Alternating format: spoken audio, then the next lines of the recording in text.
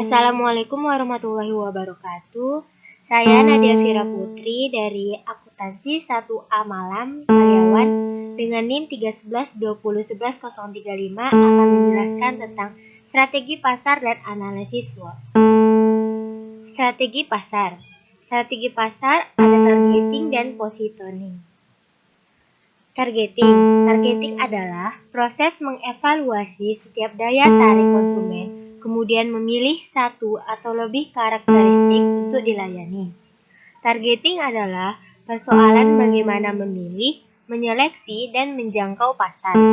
Dalam masalah ini, awalnya saya akan memasarkan produk kepada orang terdekat saya, seperti teman, keluarga, dan rekan saya, sehingga produk yang saya jual akan merambah ke wilayah yang lebih luas lagi dan bisa mengembangkan produk yang dijual mengikuti kebutuhan permintaan pembeli.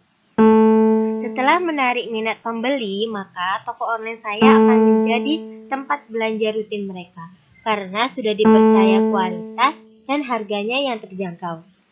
Positioning. Apabila target pasar sudah jelas, positioning adalah bagaimana kita menjelaskan posisi produk kepada konsumen, apa beda produk kita dibandingkan kompetitor, dan apa saja keunggulannya. Dari produk yang tersedia di toko online saya lebih mengutamakan kepuasan pelanggan dengan menjual produk berkualitas tinggi dan dapat dipercaya koorisionalnya, sehingga pada akhirnya konsumen akan beralih kembali dari toko saya. Analisis SWOT. Keunggulannya yaitu strength, memiliki kualitas produk yang tinggi, harga terjangkau untuk kalangan menengah dan ke atas, produk dapat dikonsumsi oleh berbagai kalangan, baik remaja maupun dewasa, modal dibutuhkan tidak terlalu banyak, mengutamakan kejujuran dan pelayanan terbaik agar meningkatkan kepercayaan kepada konsumen, dan tidak membutuhkan waktu khusus untuk mengerjakannya. Kekurangan atau weakness, tidak memiliki toko untuk tempat berjualan dan tidak beredar di toko, hanya online shop. Peluang atau opportunity, memudahkan pembeli yang sedang mencari produk kesehatan serta pendamping diet, melihat daya masyarakat yang konsumtif tetapi tetap cermat dalam memilih produk. Dapat memanfaatkan sosial media dengan baik seperti Instagram, Shopee, Tokopedia. Ancaman atau threats, banyaknya pengusaha lain yang memulai bisnis minum atau produk-produk sehat. Modal para pengusaha yang besar yang mampu mengiklan produknya dengan cermat, serta terjadinya kesalahan alamat penerima barang dari pengiriman paket.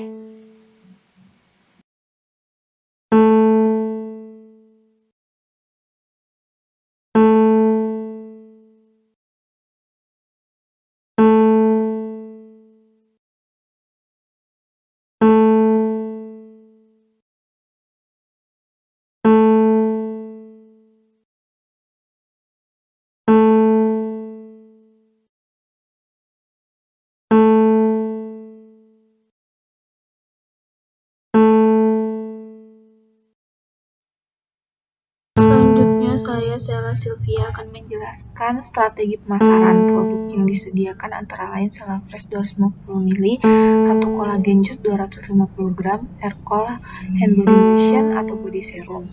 Strategi penetapan harga yang digunakan dengan berbagai faktor penentu seperti nilai tambah, positioning, kompetitor, daya beli, dan lain-lain dengan mempertimbangkan beberapa faktor terutama kenaikan BBM dan harga jual dari supplier. Harga yang ditetapkan diusahakan berada jauh di bawah harga pasar atau kompetitif sehingga dapat menarik minat pembeli.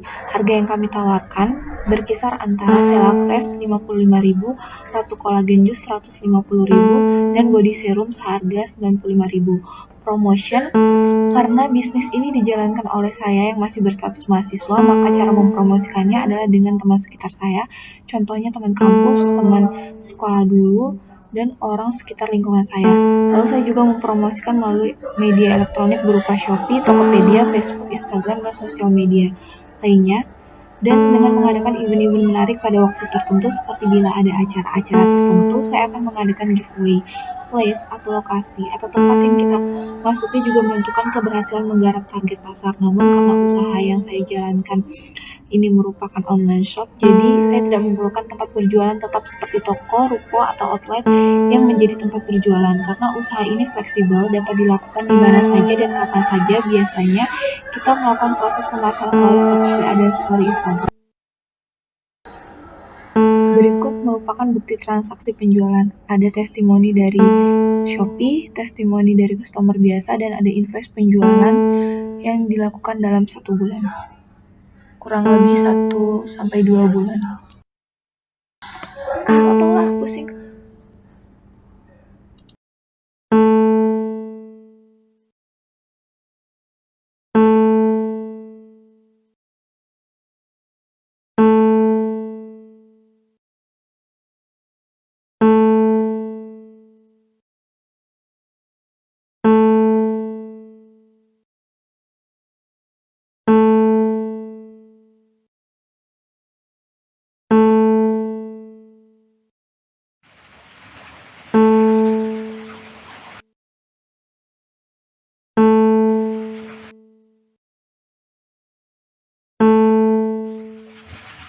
Assalamualaikum warahmatullahi wabarakatuh.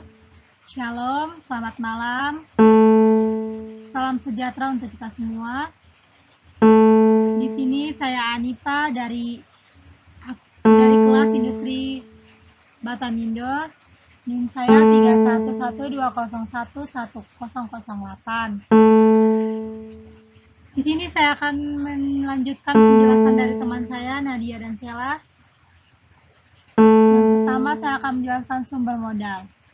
Modal awal untuk mendirikan online shop ini yaitu berasal dari iuran masing-masing anggota. Karena setiap anggota memiliki peran yang sama di dalam usaha ini. Maka kami menetapkan iuran modal sebesar Rp100.000 setiap orang. Modal pertama dari Sheila Sylvia sebesar Rp100.000. Modal kedua dari Anipa sebesar Rp100.000. Modal ketiga dari Nadia sebesar Rp100.000. Total modal Rp300.000. Dalam memulai usaha, modal biaya operasional kami sebesar Rp300.000. Harga reseller yang kami dapatkan sebagai berikut. Produk Sheila Fresh, harga belinya Rp35.000, harga jual Rp55.000, jumlahnya 15, profitnya Rp300.000. Produk Aircool Body Serum, harga belinya Rp65.000, harga jualnya Rp95.000, jumlahnya 5, profitnya Rp190.000. Produk Ratu Collagen Juice, harga belinya Rp100.000, harga jualnya Rp130.000, jumlahnya 3, profitnya Rp540.000. Profit yang kami dapatkan dalam berjualan 2 bulan lebih sekitar Rp540.000 dikarenakan pandemi penjualan tidak stabil. Sedangkan dari uang modal sisa Rp100.000 untuk tambahan modal jika terjadinya kebocoran produk. Aspek risiko dalam penjualan. Kendala atau masalah dalam dunia bisnis adalah hal yang lumrah ditemui, terutama bagi Anda yang sedang giat-giatnya merintis usaha. Dengan pengalaman bisnis yang belum matang, tentu Anda akan sedikit kesulitan dalam menghasilkan keuntungan. Tapi kendala-kendala yang ada datang bukan tanpa solusi. Kendala-kendala yang mungkin terjadi dalam bisnis Anda bisa dipelajari dan diantisipasi. Tentu saja dengan pengetahuan yang lebih dan kemauan keras untuk meminimalisasinya. Mengingat revolusi industri di depan mata, sebagai pelaku usaha memang selalu dituntut kreatif dalam menyelesaikan setiap masalah. Kendala seperti pertama, minimnya ilmu pengetahuan untuk memulai bisnis. Kedua, persaingan dalam bisnis yang ketat. Ketiga, maraknya penipuan yang membuat customer jadi lebih berhati-hati dalam memilih produk. Keempat, kesalahan teknis seperti halnya barang yang dikirim tidak sesuai atau bahkan terjadi kebocoran produk. Kelima, koneksi internet yang melambat membuat customer enggan melanjutkan atau menanyakan perihal produk yang akan dibelinya. Selanjutnya, rencana pengembangan usaha.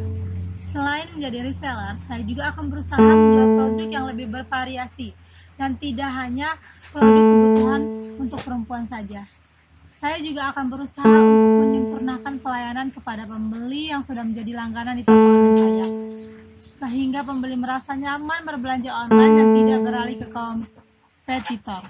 Upaya pengembangan usaha harus menyesuaikan dengan perkembangan zaman dan kebutuhan masyarakat yang diperlukan. Semakin banyaknya penciptaan lahan usaha, maka akan mengurangi pengangguran di dalam negeri. Oke, presentasi saya sudah selesai. Terima kasih. Assalamualaikum warahmatullahi wabarakatuh. Shalom. Salam sejahtera untuk kita semua. Selamat malam. Terima kasih.